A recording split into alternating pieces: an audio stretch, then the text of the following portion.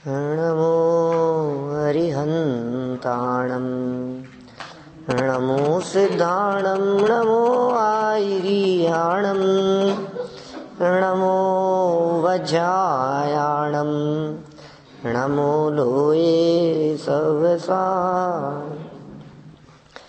जिन स्वानुभूति से खिरी मम स्वानुभूति मधिगिरि श्री विमल धारा जन श्रुत आनंद अमृत से भरी समता प्रवाह बहावती रागादि विकल्प तोरी के माँ सरस्वती प्रतिभाव वंदन दृष्टि निज में जोड़ी के दृष्टि निज में जोड़ी के।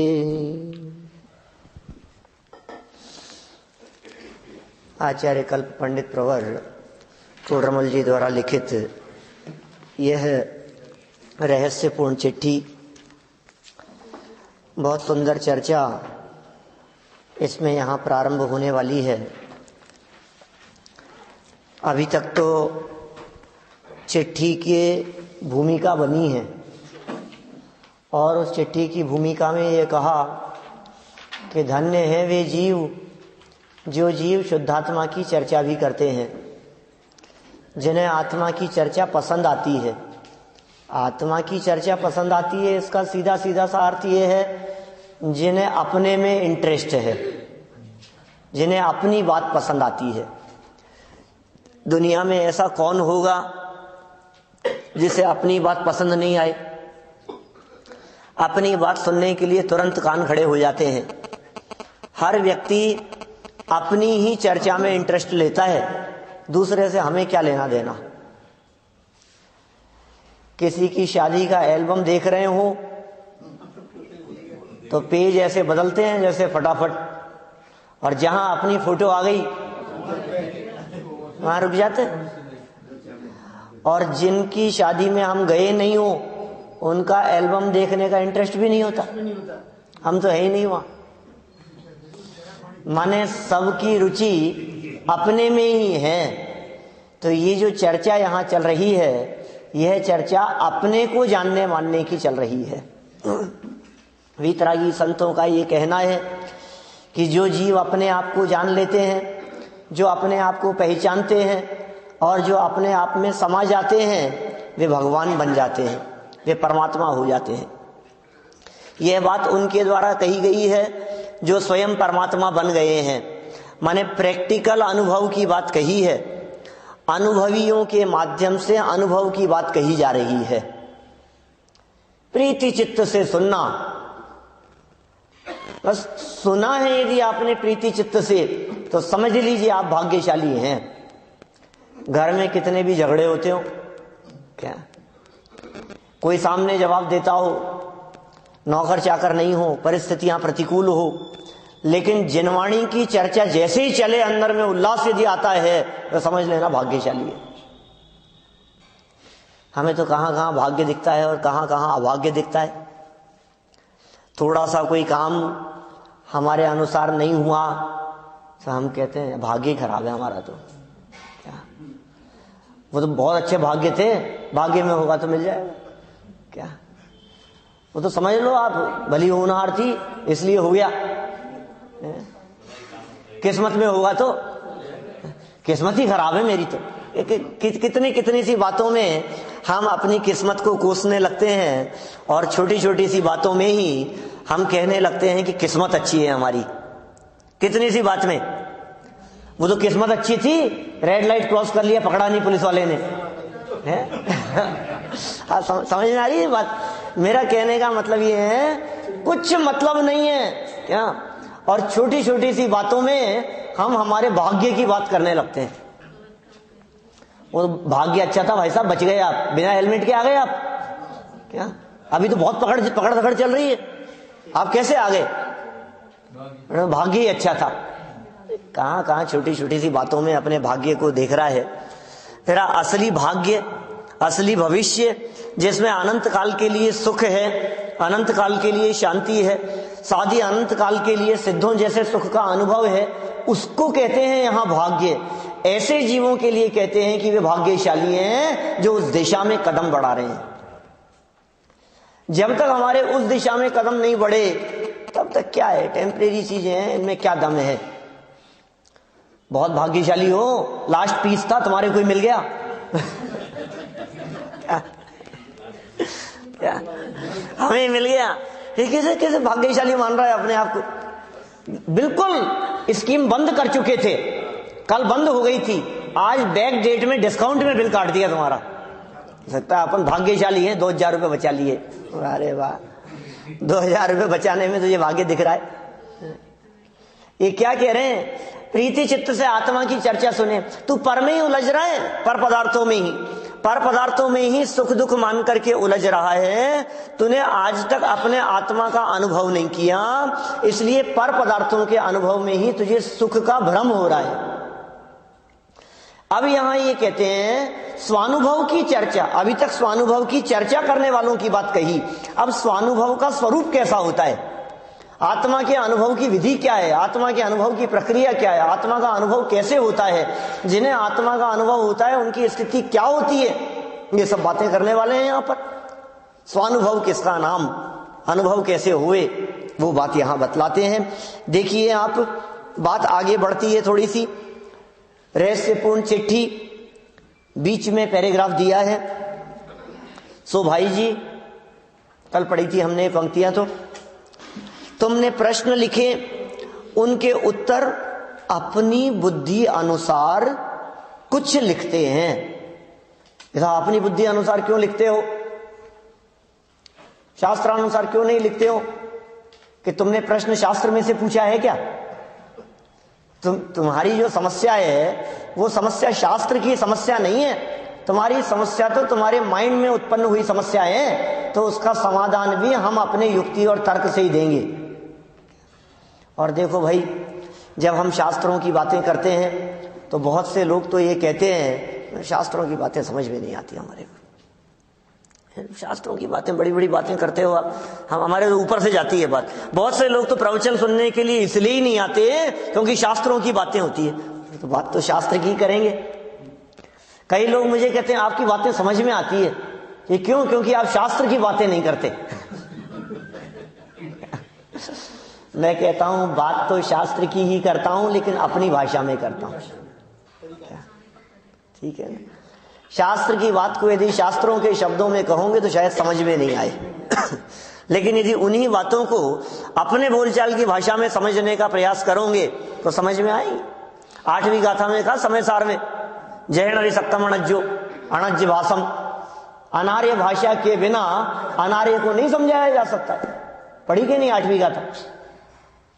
बढ़ गए ना आगे। अनार्य भाषा के बिना समझा सके न अनार्य को, बस त्यों ही समझा सके ना व्यवहार बिन परमार्थ को। व्यवहारी जीवों को व्यवहार की भाषा में समझाया जाता है, अज्ञानियों को अज्ञानी की भाषा में समझाया जाता है, बच्चों को बच्चों की भाषा में समझाया जाता है। क्या समझ में आ रही है बात? बच्चों को हम ये नहीं कहते, यदि हमें समझ लीजिए अपनी मम्मी को बुलाना है तो बच्चों को कहते हैं जा दादी को बुला ला। क्या क्या कहते हैं? जब हम बच्चे को ये कहते हैं कि जा मम्मी को बुला के ला, तो वो ये नहीं समझता कि ये अपनी मम्मी की बात कर रहे हैं, वो खुद की मम्मी को बुला करके लाता है। इसका मतलब बच्चों से जब बात की जाती है तो बात बच्चों की भाषा में ही की जाती है। अपनी भाषा में यदि आप उससे बात करोगे तो वो समझ नहीं पाएगा। व्यवहारी जीवों को, संसारी प्राणियों को उन्हीं की भाषा में समझाया जाता है। बहुत व्यवहार में प्रश्न किए, भैया आत्मा की चर्चा तूने कभी सुनी नहीं है, ये कहता है मुझे समझ में नहीं आती। बहुत से लोग ऐसा कहते हैं कि हमें प्रवचन समझ में नहीं आता, तो हम कहते हैं आपने सुने हैं क्या? कि नहीं सुने तो नहीं है। कि सुने तो नहीं है, फिर कहते समझ में नहीं आते। अरे सुनो तो सही एक बार। आप सुनेंगे तो आप कहोगे कि इसमें नहीं समझ में आने वाली कौन सी बातें। ये सारी बातें, जितनी बातें यहाँ रहस्यपूर्ण चिट्ठी के अंतर्गत कही जा रही है, ये सब बातें अनुभव की बातें हैं। जो बातें यहाँ कही जा रही है तुम अनुभव करके देखो, तुम फील करके देखो, बिल्कुल तुम्हें ऐसा ही अनुभव होगा। निज को निज पर को पर जान, बस यही तो कहा है यहाँ पर, और क्या है? यही तो कर रहे हो आप। अपना पराया तो बचपन से करते रहे हो क्या? छोटे छोटे से बच्चों को भी देखते हैं हम, तो हमें अपना बचपन ख्याल में आता है कि हम भी ऐसा ही करते होंगे। ये मेरा है, ये नहीं, ये मैं नहीं दूंगा, ये अपना है, ये पराया है। बच्चे ऐसा ही तो करते रहते हैं। बस इसी का नाम धर्म है। क्या बात कर रहे हो क्या? तो बच्चे धर्मात्मा है कि नहीं? भाई समझना पड़ेगा कि अपना क्या है और अपना क्या नहीं है। बस इतना जिसने समझ लिया वहां धर्म हो गया। ये बात यहां समझाने वाले हैं। देखो पढ़ता हूं, यहां से आ रही है ये बात निकल करके। भी करेंगे अपन बहुत विस्तार से चर्चा, अपने पास में समय की कमी नहीं है क्या? यद्यपि मनुष्य जीवन में समय का कोई भरोसा नहीं है क्या, लेकिन फिर भी जितना भी समय है इसके अलावा और अपने को करना क्या है? अपना कोई 5 दिन का शिविर तो है नहीं, ये कोर्स 5 दिन में खत्म करना है। ये जो अपनी सभा है ये तो लाइफ टाइम है ना। जब तक शक्ति है और जब तक जीवन है, जीवन और शक्ति जब तक है तब तक चलता रहेगा। देखो सो भाई जी, तुमने प्रश्न लिखे, उनके उत्तर अपनी बुद्धि अनुसार कुछ लिखते हैं, सो जानना। और क्या कहा, संदेश क्या भेजा इस चिट्ठी में, इस पत्र में, कि अध्यात्म आगम की चर्चा गर्भित पत्र। ऐसे पत्र, जिन पत्रों में अध्यात्म की चर्चा हो, जिन पत्रों में आगम की चर्चा हो, ये पत्र तो शीघ्र शीघ्र दिया करो। ये चर्चाएं होती रहनी चाहिए। अरे साधर्मियों को तो तत्व चर्चा ही सुहाती है। जहां बैठेंगे तत्व चर्चा ही होगी। जिससे जिस चीज का रस लग गया वो जहां बैठेगा उसी की बात करेगा। ये नियम है। आपको जिस चीज का रस लग गया है, आपको जिस चीज में मजा आ गया है, आप जहां बैठोगे आप उसकी चर्चा किए बिना नहीं रहोगे। दंगल देखी? पिक्चर देखते हो? पिक्चर हॉल से निकल करके क्या बात करते हो आप? 2-4 दिनों तक तो जिसके बीच में उठोगे बैठोगे, तुमने देखी, वहां देखा वो क्या हुआ था, माने वही बात चलती रहती है हमारे दिमाग में। जिसका रस आता है उसकी चर्चा हुए बिना रहती नहीं है। तो जिन्हें आत्मा का रस आया हो, जिन्होंने अतीन्द्रिय आनंद रस को चखा हो, अब उनकी चर्चा में यदि अतीन्द्रिय आनंद की बात आए, उनकी चर्चा में यदि आत्मा की बात आए, तो कौन से आश्चर्य की बात है। पूजन में लिखा ना, देवशास्त्र गुरु पूजन में, दिन रात आत्मा का चिंतन, मुनिराजों का स्वरूप बतलाया है। दिन रात आत्मा का चिंतन, मृदु संभाषण में वही कथन, निर्वस्त्र दिगंबर काया से भी प्रकट हो रहा अंतर मन। क्या है बतलाओ, कैसा है मुनिराजों का स्वरूप? दिन रात क्या करते हैं मुनिराज? क्या करते होंगे मुनिराज? क्या करते हैं बोलो? काम ने धाम सब छोड़ दिया, घर गृहस्थी है नहीं, बिजनेस है नहीं, परिवार है नहीं, अब काम क्या है बताओ उनके पास में? ठाले बैठे क्या करते होंगे? कहीं बैठे हैं, किसी टेकड़ी पर, पहाड़ी पर जाकर के बैठ गए, किसी टीले पर जाकर के बैठ गए, कहीं जंगल में बैठ गए, और कैसे कैसी जगह पर, जिस जगह पर आसपास में कोई आता नहीं हो, ऐसी जगह पर। मुनिराजों को तो एकांत ही सुहाता है साधना के लिए। वो नहीं लिखा देवशास्त्र गुरु पूजन में ही, और पंक्तियां है ना ऐसी, कहां ध्यान करते हैं? करते तप शैल नदी तट पर, तरु तल वर्षा की झड़ियों में, समता रस पान किया करते, सुख दुख दोनों की घड़ियों में। सुख और दुख दोनों की घड़ियों में, सुख में भी और दुख में भी क्या करते? सुख में सुखी होते होंगे, दुख में दुखी होते होंगे कि नहीं नहीं, सुख की परिस्थिति हो या दुख की परिस्थिति हो, वे क्या करते हैं? समता रस पान किया करते, समता भाव का आनंद लेते हैं, अतीन्द्रिय आनंद का स्वाद चखते हैं। कि कब गर्मियों के दिन हो तो पहाड़ियों के ऊपर, सर्दियों के दिन हो तो नदी किनारे, झरनों के किनारे, जहां कोई जाना पसंद नहीं करे, और बरसात का समय चल रहा हो तो पेड़ के नीचे। कि पेड़ के नीचे तो अच्छा है बरसात के समय में, कि नहीं नहीं, जब नीचे बैठ करके ध्यान करते हैं तो बरसात रुक जाने के बाद भी टप टप टप पानी गिरता ही रहता है। बरसात आने के काल में तो आप पेड़ के नीचे खड़े होते हो, लेकिन बरसात रुक जाने के बाद 5 मिनट खड़े रह के दिखाओ। समता रस पान किया करते हैं। कैसा है मुनिराजों का स्वरूप? ज्ञान ध्यान तपो रखते हैं, ज्ञान में ध्यान में तप में लीन रहने वाले क्या करते हैं? आत्मा के आनंद का स्वाद लेते हैं। जंगल में बैठते हैं, कोई नहीं है, देखो आप, और शांत चित्त से अपने स्वरूप का दिन रात आत्मा का चिंतन, आत्म स्वरूप का चिंतन, मनन और उसी का अनुभव। फिर क्या होगा? बाहर निकलेंगे तो क्या होगा? आप परदेश जाकर के आए, बातें कहां की करोगे? वहां तो ऐसा होता था, वहां ऐसे थे, क्या वहां तो पता है फल कितने बड़े बड़े मिलते हैं, वहां पता है क्या होता है, वहां ट्रैफिक, वहां ये, वहां सफाई, वहां की बातें। जो व्यक्ति जहां से आते हैं वे चर्चाएं उनके दिलो दिमाग में घूमती रहती है। तो जो मुनिराज आत्मा से बाहर निकलते हैं, उनकी वाणी में यदि चर्चा होगी तो क्या चर्चा होगी? दिन रात आत्मा का चिंतन, मृदु संभाषण में वही कथन। मृदु संभाषण में चर्चा भी वही होती है। और निर्वस्त्र दिगंबर काया से भी प्रकट हो रहा अंतर मन। अंतर मन का जो स्वरूप है वो उनकी निर्वस्त्र दिगंबर काया से भी प्रकट हो रहा है। मुनिराजों का वो स्वरूप बखान कर रहा है इस बात का। बाह्य स्वरूप उनकी मुद्रा को देखने से हमें इस बात का अनुमान लगता है कि पंचेंद्रिय विषय भोगों में सुख नहीं है। उनको देखने से हमें इस बात का पता लगता है भोगों में सुख नहीं है, परिग्रह में सुख नहीं है, धन दौलत वैभव संपत्ति में सुख नहीं है। ये उनकी मुद्रा बतला रही है, अभी बोल कुछ नहीं रहे हैं।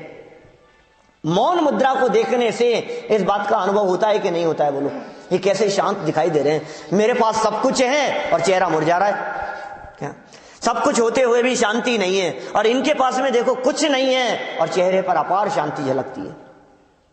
शांत स्वरूप दिखाई देता है मुनिराजों का। कैसी शांति है, कैसा तेज है, कैसे चित्त की प्रसन्नता है। अरे अंदर में जिसने स्वरूप का अनुभव किया हो, बाहर में उनके चेहरे से भी वो आनंद झलकता है, वो शांति झलकती है। वो शांति की बात कर रहे हैं यहाँ पर। अध्यात्म की चर्चा क्यों नहीं करें? हमें तो उसी में आनंद आता है, हमें तो उसी में मजा आता है। जिसको पैसे में मजा आता है उसको बिजनेस की चर्चाएं करो उसके साथ में। जिसको खेलने में मजा आता है उसको खेल की चर्चा में मजा आता है। क्या सब जगह ऐसा ही है स्वरूप। जिसको जिस चीज में मजा आएगा वो चर्चा उसी की करेगा। जैसे आत्मा में मजा आता है वो आत्मा की चर्चा करता है। ये आत्मानुभवी जीवों के माध्यम से लिखा जा रहा है। आगम और अध्यात्म की चर्चा गर्भित पत्र तो शीघ्र शीघ्र दिया करो भाई, उसका तो इंतजार रहता है। क्या आप पहुंच करके चिट्ठी लिखना, उसका इंतजार नहीं। क्या आपके वहां कैसा मौसम है, टेम्परेचर क्या चल रहा है, सर्दी पड़ी कि नहीं, अभी बरसात कितनी हुई, कितने इंच बरसात हुई, इन बातों में क्या दम है? ये पत्र की बात करते हैं और फिर कहते हैं मिलाप तो कभी होगा तब होगा। क्या बात करें, होगा जब होगा भैया, जब मिलाप होना होगा तब होगा। क्योंकि मिलना नहीं मिलना ये संयोग उदयाधीन है। कल कही थी हमने बात, कर्म के उदय के अधीन है, हमारे अधीन नहीं है। और निरंतर एक काम जरूर करना, आना हो चाहे नहीं हो, तुम जहां हो वहीं रह करके ये काम हो सकता है। हमारे पास आने की जरूरत नहीं है, हम तुम्हारे पास में आए उसकी जरूरत नहीं है। जो जहां है वहां रह करके ये काम कर सकता है। ये क्या काम हो सकता है? निरंतर स्वरूपानुभवन का अभ्यास। ये अभ्यास क्यों कह रहे हैं यहां स्वरूपानुभवन का? इसलिए कह रहे हैं कि यदि 6 महीने के अंदर तुमने दोबारा इसको रिवाइज नहीं किया तो फिर क्या होगा? निकल जाएगा, स्टोरेज में से निकल जाएगी चीज। तो बार बार में उसका अभ्यास रखो। ज्यों ज्यों अभ्यास बढ़ता जाएगा त्यों त्यों आनंद बढ़ता जाएगा। जैसे जैसे आनंद बढ़ता जाएगा वैसे वैसे स्वरूप लीनता बढ़ती जाएगी। जैसे जैसे स्वरूप लीनता बढ़ेगी वैसे वैसे आनंद और बढ़ेगा। और जब ये दोनों बढ़ेंगे तो फिर ऐसी अवस्था की प्राप्ति होगी कि जिसके बाद में दोबारा नीचे नहीं उतरोगे। बहुत बार चढ़े हो, हमें पता है, और बहुत बार चढ़ाए गए हो औरों के द्वारा। क्या क्या लेकिन ऐसे चढ़ने में क्या दम है जहां से नीचे उतर जाया जाए? ऐसे चढ़ने में कुछ दम नहीं है। बहुत ऊपर चढ़ गया, बहुत आगे निकल गया, ऐसी बातें करते हैं हम लोग आस पड़ोस में। बच्चों को देखकर, युवाओं को देखकर, उनके काम को देखकर, कार्यशैली को देखकर, बहुत आगे निकल गया साहब, कुछ नहीं था ये तो, देखो आप कहां था और कहां पहुंच गया, बहुत बहुत आगे बढ़ गया। हम क्या कह रहे हैं, यहां आगे बढ़ गया तो पीछे आएगा कि नहीं आएगा? अरे नहीं साहब, क्या जॉब लग गई उसकी, तो रिटायर होगा कि नहीं होगा, काम छूटेगा कि नहीं छूटेगा? अरे साहब बहुत बड़ी पोस्ट पे चला गया, तो अब क्या होगा? अब बना रहेगा उस पे ही। राष्ट्रपति प्रधानमंत्री भी हो जाए तो अपना कार्यकाल पूरा हो जाने के बाद वापस आ जाओ नीचे। बोलो, हम जिस पद की बात कर रहे हैं, जिन परम पद की बात कर रहे हैं, जिन परमेष्ठियों के पद की बात करते हैं, जिस सिद्ध पद की बात करते हैं, उस सिद्ध पद की प्राप्ति एक बार कर लेने के बाद में वो व्यक्ति नीचे नहीं उतरते कभी। सबसे ऊंचा पद, देखो भाई, जिनका पद जितना ऊंचा होता है वो उतने ऊपर बैठते हैं। ऐसा दुनिया में देखा जाता है, होता है कि नहीं ऐसा? सर्वधर्म सम्मेलन हो रहा हो तो दिगंबर संत सबसे ऊंचे ही बैठेंगे।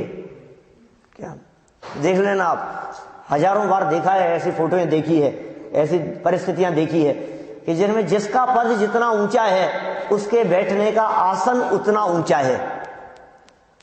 तो सबसे ऊंचा पद किसका होगा कि जिससे ऊपर कोई ना बैठा होगा? क्या, कौन है?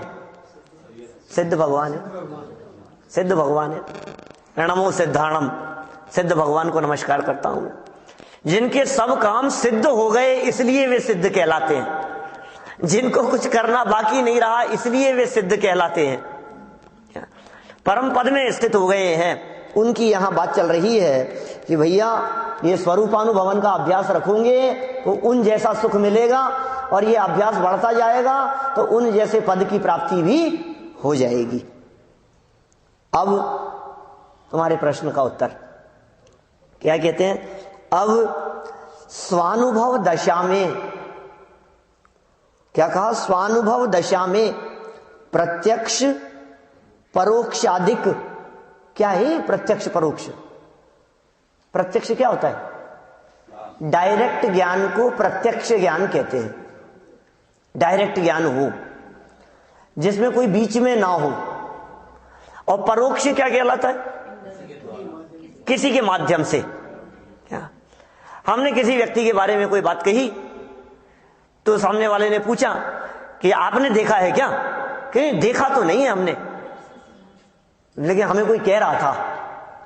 तो किसी की कही हुई बात जो आप कह रहे हैं ये परोक्ष है और अपनी बात जो कह रहे हैं डायरेक्ट, हमने देखा है, ये प्रत्यक्ष है। अभी यहां ये कहते हैं प्रत्यक्ष और परोक्ष, जो अभी कहा गया ये तो इंद्रिय प्रत्यक्ष की बात है। अभी यहां इंद्रिय प्रत्यक्ष नहीं, यहां तो स्वानुभव दशा की बात करते हैं। माने इंद्रियों से होने वाले ज्ञान को भी मतिश्रुत ज्ञान होने के कारण परोक्ष ज्ञान कहा जाता है। और पर पदार्थों को जानने के लिए जो मति ज्ञान और श्रुति ज्ञान परोक्ष कहलाते हैं, वे ही मति ज्ञान और श्रुति ज्ञान जब अपने आत्मा को जानते हैं तो प्रत्यक्ष कहलाते हैं। क्या, अब ये जो अनुभव के काल में कौन प्रत्यक्ष होता है? अनुभव के काल में किसका वेदन होता है? जब आत्मा का अनुभव होता है तो किसका अनुभव होगा, क्या चीज पकड़ में आएगी, वो यहां बताने की कोशिश कर रहे हैं अपनी बुद्धि अनुसार। क्या, स्वानुभव दशा में प्रत्यक्ष परोक्ष आदि प्रश्नों के उत्तर स्वबुद्धि अनुसार लिखते हैं। वहां, वहां मतलब कहां? वहां मतलब मुल्तान में? नहीं नहीं, वहां मतलब स्वानुभव में। समझ में आ रही है बात? वहां मतलब जहानाबाद में, मुल्तान नगर में। मुल्तान से आई थी चिट्ठी, उसका जवाब लिख रहे हैं। वहां प्रथम ही स्वानुभव का स्वरूप जानने के निमित्त लिखते हैं। प्रश्न क्या कर रहे हैं? प्रत्यक्ष परोक्ष आदि, स्वानुभव दशा में प्रत्यक्ष परोक्ष आदि की चर्चा करनी है। लेकिन स्वानुभव तो पता हो पहले क्या होता है, फिर बाद में करेंगे प्रत्यक्ष परोक्ष आदि की चर्चा। पहले स्वानुभव किसका नाम है, तो सबसे पहले स्वानुभव का स्वरूप जानने के लिए लिखते हैं। स्वानुभव का स्वरूप जानो आप। स्वानुभव किसे कहते हैं? अपना अनुभव, अपनी अनुभूति किसे होती है, कौन से जीवों को अपनी अनुभूति होती है, कैसे अपनी अनुभूति होती है, ये इस पैराग्राफ में बात कही है। देखिए बात पढ़ते हैं हम आगे। जीव पदार्थ, जीव पदार्थ, जीव भी कोई पदार्थ है क्या? हाँ, ये पदार्थ ही तो हैं, वस्तु ही तो हैं सब। इस दुनिया में 6 जाति की वस्तुएं हैं। जीव, पुद्गल, धर्म, अधर्म, आकाश और काल। जीव भी पदार्थ है, जिसका पर्यायवाची आत्मा कहा जाता है। तो मैं आत्मा हूं, मैं जीव हूं, माने मैं भी एक पदार्थ हूं, मैं भी एक वस्तु हूं। कैसी वस्तु हूं? ऊपर आई थी, चिदानंद घन स्वरूप वस्तु हूं, ऐसा। जीव पदार्थ अनादि से मिथ्या दृष्टि है। किसी भी जीव की बात करो, अनादि से यदि उस जीव के बारे में बात करेंगे तो वो जीव मिथ्या दृष्टि है। अनादि जिसकी शुरुआत नहीं है, पहले भी मिथ्या दृष्टि था, उसके पहले भी मिथ्या दृष्टि था, उसके पिछले जन्म में भी मिथ्या दृष्टि था, उसके पिछले जन्म में भी मिथ्या दृष्टि था। माने ये मिथ्या दृष्टि पना कब से चला आ रहा है? अनादि काल से चला आ रहा है। अनादि से ये जीव मिथ्या दृष्टि है। वहां, वहां मतलब कहां? अनादि से मिथ्या दृष्टि है ना, जहां, उसकी बात कर रहे हैं। वहां स्व पर के यथार्थ रूप से विपरीत, स्व पर, अपना और पराया, बच्चों की बात की थी ना अभी हमने। कहा स्व और पर के यथार्थ रूप से विपरीत श्रद्धान का नाम मिथ्यात्व है। ये साहब अनादि से मिथ्यात्व है, तो क्यों मिथ्यात्व है अनादि से? ये मिथ्या दृष्टि क्यों बना हुआ है? कि तुझे अपने पराये की खबर नहीं है। जिन्हें अपने पराये की खबर नहीं है उनका संसार परिभ्रमण मिटता नहीं है, और जिन्हें अपने पराये की खबर हो गई है उनका संसार परिभ्रमण टिकता नहीं है। क्यों नहीं भटकोगे संसार में, बताओ? है? प्रभु जी अब ना भटकेंगे संसार में, अब अपनी हो, अब अपनी खबर हमें हो गई। क्यों नहीं भटकोगे? प्रभु जी अब ना भटकेंगे संसार में, अब अपनी हो, अब अपनी खबर हमें हो गई। कि अब तक क्या हुआ? अब तक अपनी खबर नहीं थी क्या? कि नहीं थी खबर अपनी, और क्या कर रहे थे? भूल रहे थे निज वैभव को, पर को अपना माना।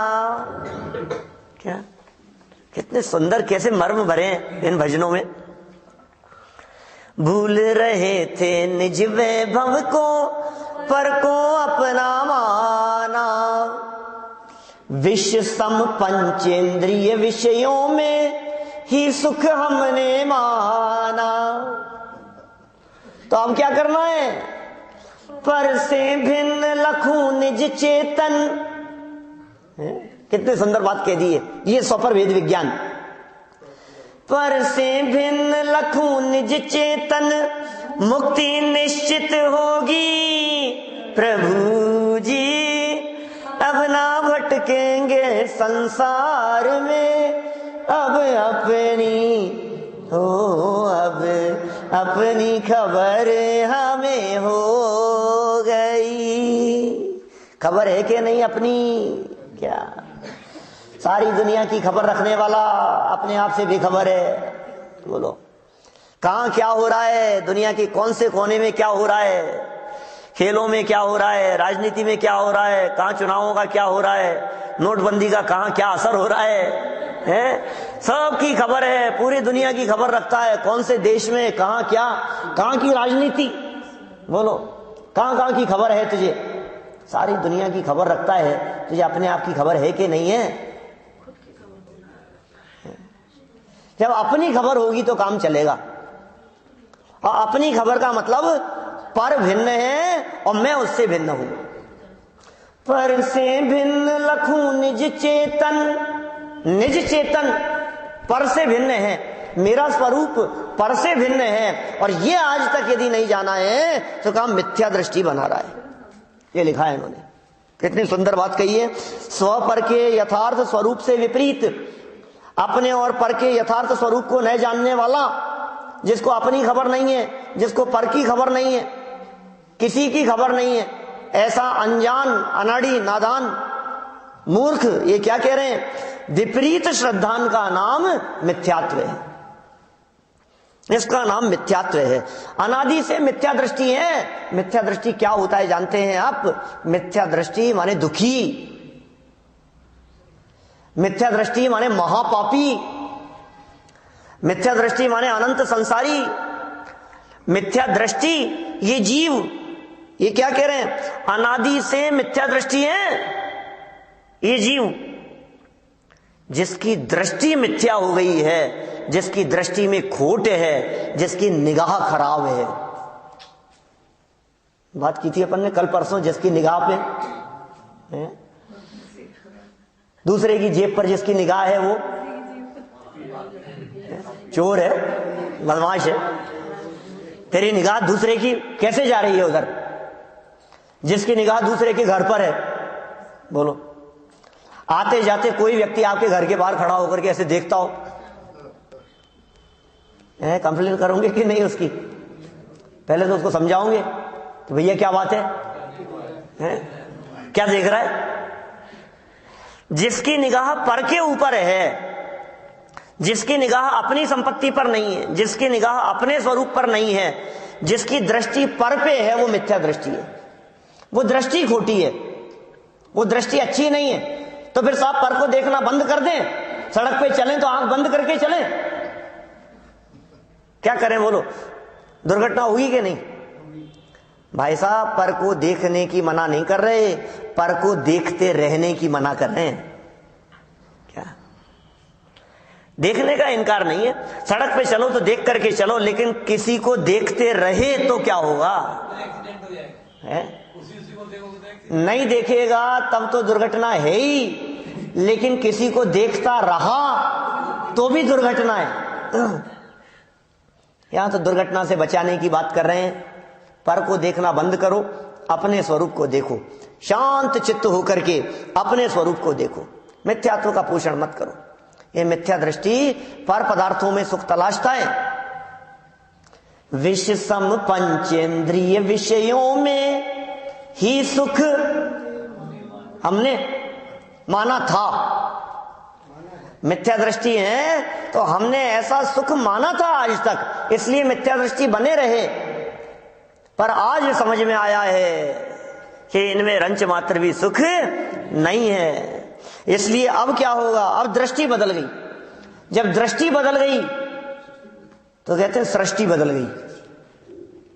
जैसे ही दृष्टि बदलती है तुरंत ये कहा जाता है अब तो दुनिया ही बदल गई साहब, अब तो देखने का नजरिया ही बदल गया, सोच ही बदल गई। अब तो सोच ही तो बदलनी है, और क्या करना है?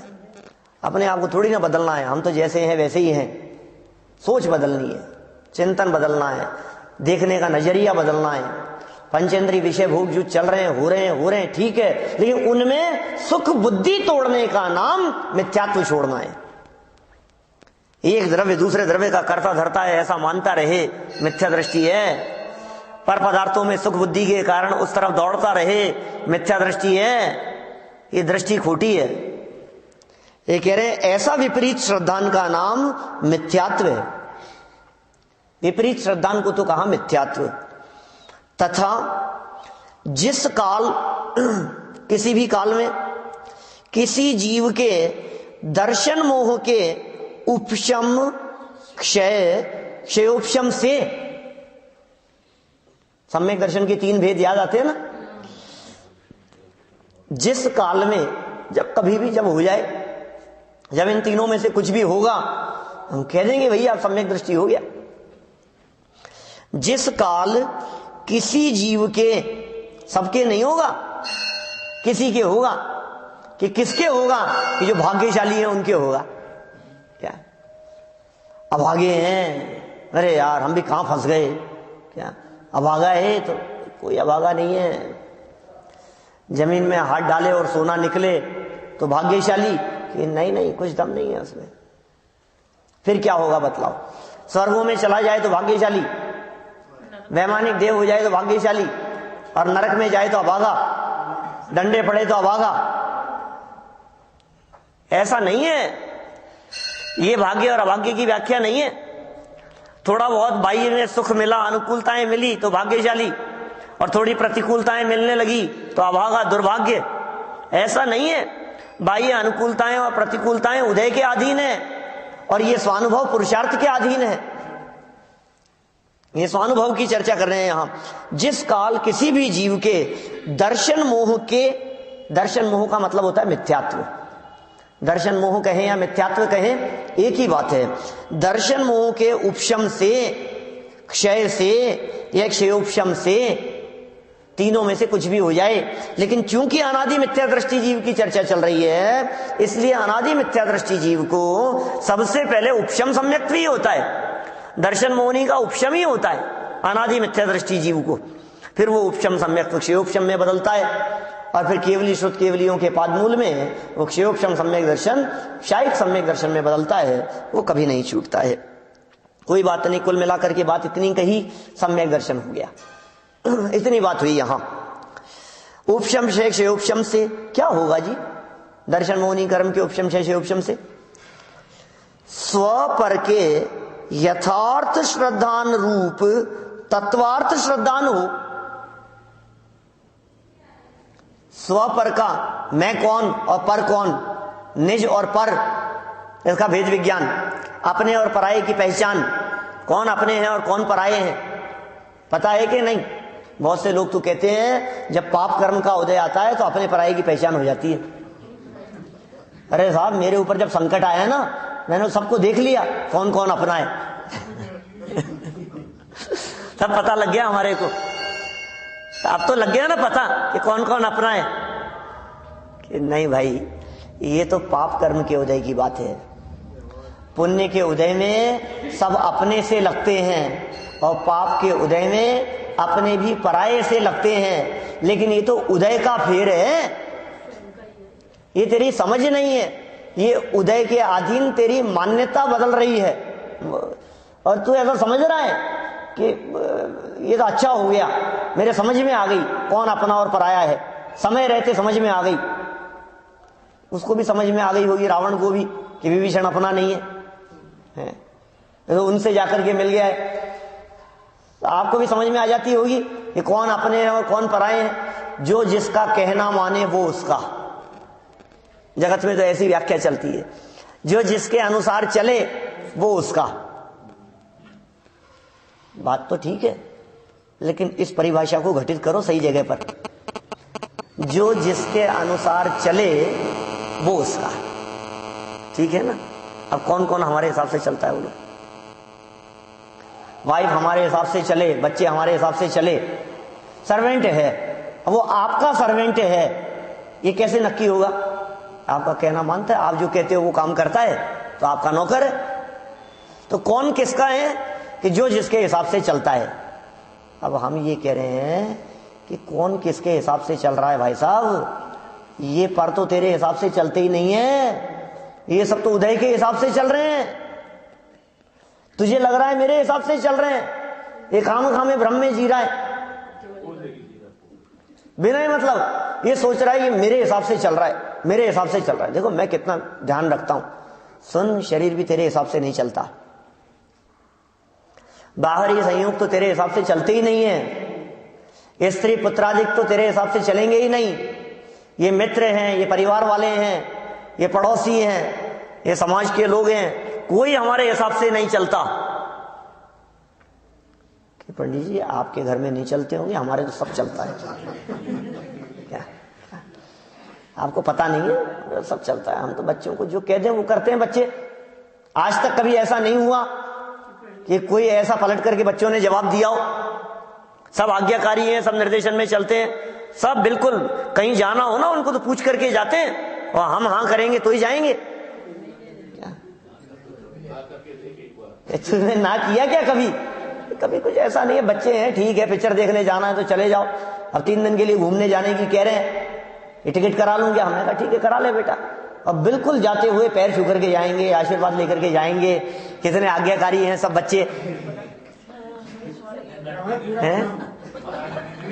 कौन से भ्रम में जी रहा है तू? कुछ अंदाजा नहीं है इसको। तो 2 शब्द थोड़ा सा उनके प्रतिकूल कह करके देख ले, पता लग जाएगा कितने अपने, कितने आज्ञाकारी हैं। तुरंत तुरंत सामने से जवाब आता है। आप कह करके तो देखो। अरे 2 साल के बच्चे को भी यदि उसके इच्छा के विपरीत कुछ कह करके देखोगे तो वो भी पलट करके जवाब दे देगा। बोलो, रोने लग जाएगा, पलट करके जवाब दे देगा, हाथ पांव छटपटाने लगेगा। माने कुल मिलाकर के बात यह है, जब तक उनकी इच्छा के अनुसार काम हो रहा है, जब जब आपका सहयोग और उनकी इच्छा ये दोनों मिल रही है, तब तक तो वे आज्ञाकारी हैं। और उन्हें कोई काम करना है और आपने मना कर दिया, फिर क्या होता है? जब आप मना करते हैं तो वो दोबारा कहते हैं। क्या आपने किसी काम के लिए मना कर दिया ना, फिर वो दोबारा कहेंगे। अब जब उन्होंने दोबारा कहा तो आपने थोड़ा और मना किया, क्या फिर उन्होंने और थोड़ा सा आग्रह करके कहा तो आपने सख्ती से मना कर दिया। आपने सख्ती से मना कर दिया और उन्होंने कहा मैं नहीं मानता आपकी बात, मेरे को तो जाना है बस, कुछ नहीं। लो अब क्या हुआ? आपके तो बहुत आज्ञाकारी थे ना। सारे जगत में ऐसा ही हो रहा है। जहां जहां तेरी इच्छा के अनुसार काम हो रहा है, समाज मेरे हिसाब से चलता है, परिवार मेरे हिसाब से चलता है, घर गृहस्थी मेरे हिसाब से चलती है, बिजनेस मेरे हिसाब से चलता है, सारे व्यापारी मेरे हिसाब से चलते हैं। किस मिथ्यात्व में जी रहा है? ये सब उदय के अनुसार चलते हैं, तेरे अनुसार नहीं चलते। तू सोच रहा है मेरे हिसाब से चल रहे हैं, तेरे हिसाब से चल ही नहीं रहे हैं, क्योंकि तेरे हिसाब से चल ही नहीं सकते हैं। उनके पीछे एक दूसरी शक्ति काम कर रही है। हम नहीं देते हैं एक ऐसा उदाहरण, आप समझ लो हम यहां से गए, किसी के घर जाकर के रुके, होता ही है जब भी यहां से बाहर जाते हैं तो कभी कहां रुकेंगे कहां रुकेंगे, तो जिनके यहां रुके क्या उनके यहां सेठ जी ने हमारे को एक गाड़ी दे दी और ड्राइवर दे दिया, क्या और ड्राइवर को निर्देश दे दिया और हमें कह दिया पंडित जी आपको जहां भी जाना हो गाड़ी आपके पास में, ड्राइवर आपके पास में, आपको जहां भी जाना हो। मैंने कहा नहीं कोई जरूरत नहीं, नहीं आप तो दिन भर आप कहीं भी जहां भी जाना हो ठीक है। चलो ठीक है, हमने भी क्या किया, गाड़ी में बैठे, अब हमारे हिसाब से चल रहा है सब, क्या जहां जाना है वहां गए, हमने कहा भैया यहां रोक देना, ड्राइवर ने वहीं गाड़ी रोक दी कि 5 मिनट इंतजार करना, मैं आता हूं अभी। जाकर के आए, वो इंतजार कर रहा था वहीं मिला, हमने कहा चलो, वो चलने लगा। जैसा जैसा हम कह रहे हैं कर रहा है कि नहीं? बोलो, अपने हिसाब से चल रहा है कि नहीं? वो हमारे हिसाब से चल रहा है ना। हमें ऐसा भ्रम हो गया कि वो मेरे हिसाब से चल रहा है, मेरे हिसाब से चलता है। दूसरे दिन सुबह क्या हुआ कि ड्राइवर बाहर खड़ा था, गाड़ी खड़ी थी, क्या हमने कहा भैया चलना है, तो कहता नहीं मैं तो सेठ जी ने कोई दूसरा काम बतलाया, मैं तो वहां जाऊंगा। अब क्या हुआ? बोलो, कि अब ये मेरे हिसाब से नहीं चल रहा, कल तो मेरे हिसाब से चल रहा था। क्यों साहब, ये तो सही है ना बात? आज मेरे हिसाब से नहीं चल रहा, कल तो मेरे हिसाब से चल रहा था। सुनो, सही बात तो ये है कि कल भी तुम्हारे हिसाब से नहीं चल रहा था, कल भी सेठ जी के निर्देशन से ही चल रहा था। सेठ जी निर्देश नहीं दिया। बात समझ में आ रही है ना? माने जिस समय तुम्हें ऐसा लग रहा है कि मेरे हिसाब से चल रहा है, उस समय भी आदेश देने वाला कोई और है। तुम्हें भ्रम हो रहा है। इसी तरह से कह रहे हैं पाप कर्म के उदय में दुनिया में कोई तुम्हारे हिसाब से चलता हुआ नहीं दिखाई देता है, और पुण्य के उदय से तुम्हारे हिसाब से चलते हुए दिखाई देते हैं। लेकिन वस्तु स्थिति यह है कि जो जैसा चल रहा है वो उदय के हिसाब से चल रहा है, तेरे हिसाब से नहीं चल रहा है। और तू सोचता है मैं चला रहा हूं, ये तेरी मिथ्या मान्यता है, इसका नाम है मिथ्या दर्शन। स्व और पर के संदर्भ में जब तक तू वेद विज्ञान न करेगा तब तक पर में चलाने की कोशिश करता रहेगा। हम ये कह रहे हैं पर में चलेगी नहीं, तेरी तेरे में चलती है, तेरी पर में नहीं चलती है। जिसने ऐसा समझ लिया वो सम्यक भी हो गया। और स्व पर के श्रद्धान में शुद्धात्म श्रद्धान रूप निश्चय सम्यक दर्शन उसमें गर्भित ही होता है। ये दो लाइनें जो मैंने फास्ट पढ़ ली है, थोड़ी सी बहुत मार्मिक लाइनें हैं, अपन इसके बारे में फिर चर्चा करेंगे। अभी की बात को यही विराम देता हूं।